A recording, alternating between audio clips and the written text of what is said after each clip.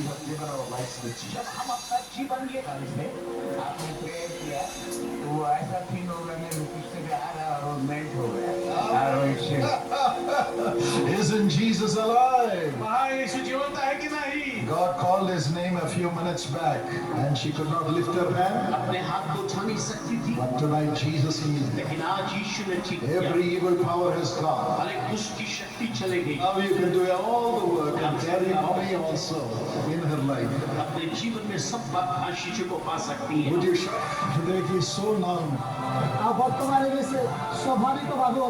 Jesus told me that he is giving new brain.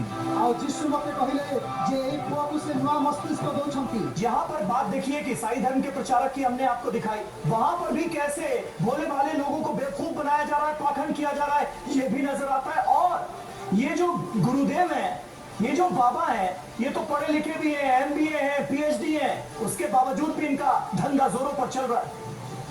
लेकिन इसके पीछे क्या वजह है?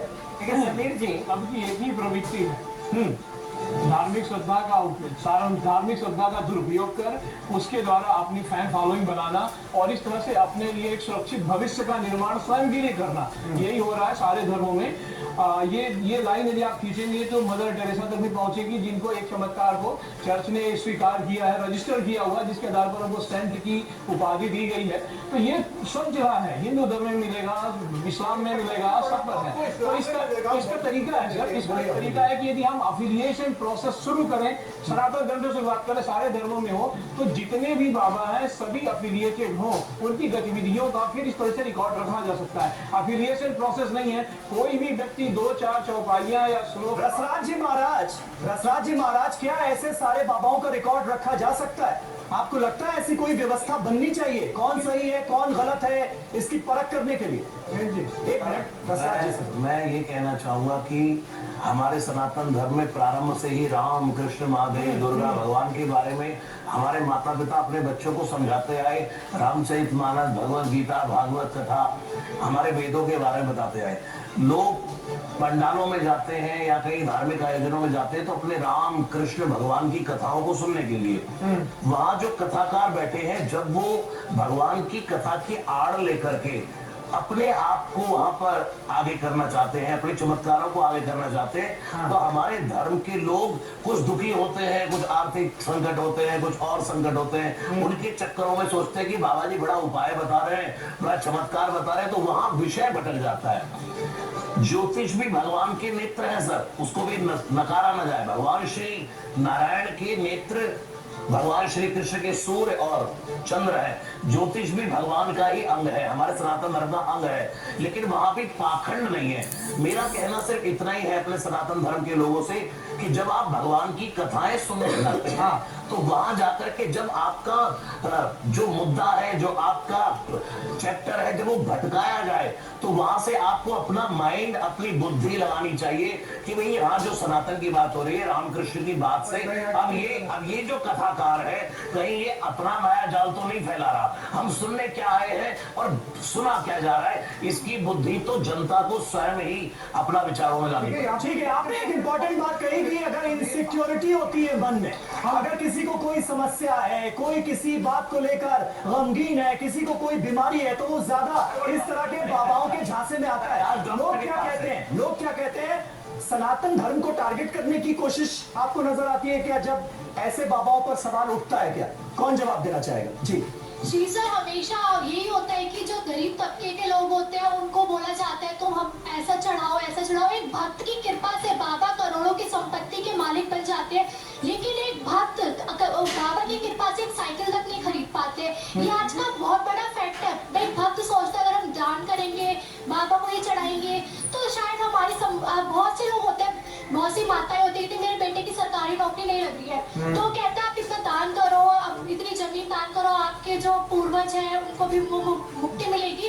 लेकिन ऐसे करते करते ही बाबा करोड़ों की संपत्ति के बनते जाते हैं मालिक, और भक्त उनकी कृपा से साइकिल तक भी नहीं खरीद पाते। ये बहुत बड़ा फैक्ट है। बिल्कुल, ये बहुत बड़ा फैक्ट है और आपने बिल्कुल इस पूरी समस्या की जड़ की तरफ आपने इशारा किया। ये बहुत बड़ा फैक्ट है। पीछे आप भी कुछ कहना चाह रही थी? जी सर, मेरा एक सवाल है आप लोगों से, मतलब आप जैसे हम लोग भी ये सारी चीजें सोशल मीडिया पे पहले से देखते आ रहे हैं और देखते हैं, आप लोग भी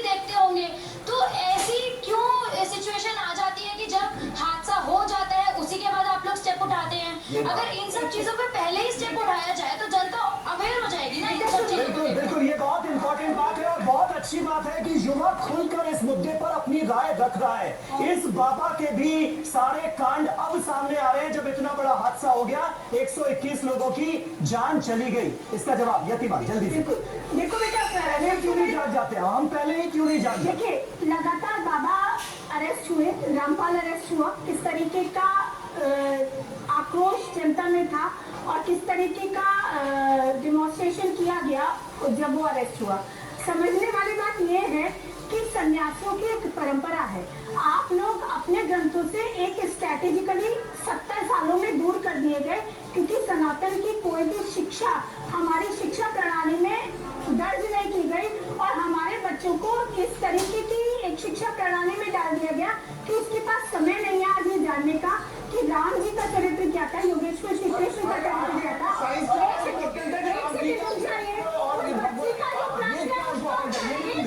बच्चा क्या बोल रहे हैं भाई? और ये समस्या सिर्फ सनातन धर्म की थोड़ी समस्या है। ऐसे पाबंदी को आप लोग तो बैठे हैं, ये समस्या सिर्फ सनातन धर्म की नहीं है ना, ये ज्यादा इम्पोर्टेंट है। ये पाबंदी हर जगह बैठे हैं। समीर जी सुनिए, जब हमारे राजनेता कोई भी हो ऐसे बाबाओं के दरबार में जाकर नतमस्तक होते हैं तो वहाँ का डीएम, वहाँ का एसएसपी, वहाँ का दरोगा पहले जब उसकी तैनाती होती है ना तो पहले बाबा के यहाँ जाके माथा टेकता है। उसका कारण ये है कि कहीं कोई नेता नाराज ना हो जाए मुझसे। आज जो घटनाक्रम हुआ वहाँ डीएम भी थे, एसएसपी भी थे, दरोगा भी थे और मेडिकल कॉलेज की जो व्यवस्थाएं थी वो कितनी सुचारू थी। 2.5 घंटे में डॉक्टर अवेलेबल हुआ। ये सोचने का तो लगातार सवाल उठा ही रहे हैं, लेकिन समस्या है पाखंड की, समस्या है कि किस तरह से भक्तों को बेवकूफ बनाया जा रहा है धर्म का नाम लेकर। ये समस्या है, इसको कैसे इग्नोर कर दिया जाए, इसको कैसे इग्नोर कर दिया जाए? आगे बढ़ते हैं, थोड़ा सा आगे बढ़ते हैं। पर्चा लिखकर लोगों का भविष्य बताने वाले मध्य प्रदेश के कुटी सरकार का भी TV9 भारतवर्ष ने टेस्ट किया, जिसमें वो फेल हुए। इनका दावा है कि ये छड़ी घुमाते ही सब जान लेते हैं। उनके सारे दावे हकीकत के धरातल पर दम तोड़ते नजर आए TV9 भारतवर्ष के टेस्ट में। ये देखिए,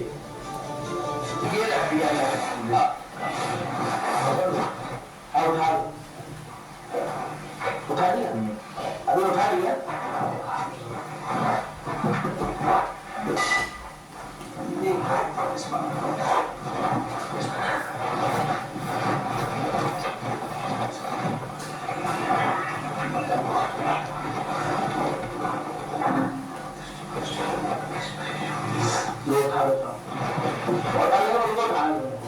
ठीक था।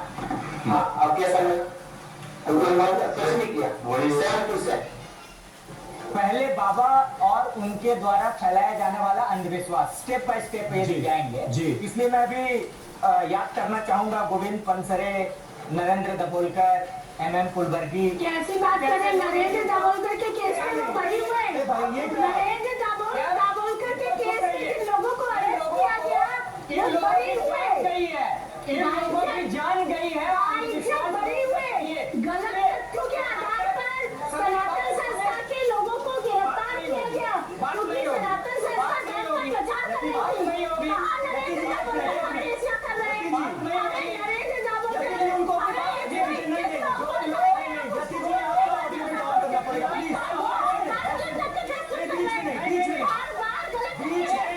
बीच में नहीं जल्दी से आप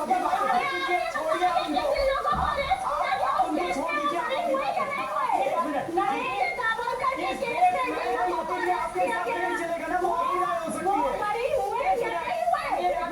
मेरा को ये सवाल का जवाब देते हैं, पुलिस वालों पे क्या एक्शन होगा जो 121 लोग मारे गए? बिल्कुल प्रशासन भी तो जिम्मेदार है ना, यही मेरा सवाल था जी। लॉ एंड ऑर्डर जल्दी से अपनी बात रखें, जल्दी। कि कर्नाटक में और महाराष्ट्र में ऑलरेडी कानून है। हाँ। बाबागिरी नहीं, अंधविश्वास किसी तरीके का भी छंटिंग होती है। हाँ। लोगों को कहा जाता है कि ये जो महिला है, हाँ। ये डायन है, इस तरीके के तमाम ऐसे घटिया चीजें होती है हमारे समाज में। हाँ। उसके खिलाफ कानून बना। तभी तो आप लोगों की मेहरबानी से तो जाते हैं ऐसे लोग को मरने के लिए। आप लोगों की नहीं मानी थी। मुझे आप सनातन का प्रचार आपके साथ होने नहीं देना चाहते। आप नहीं चाहते कि जनमानस ये जाने की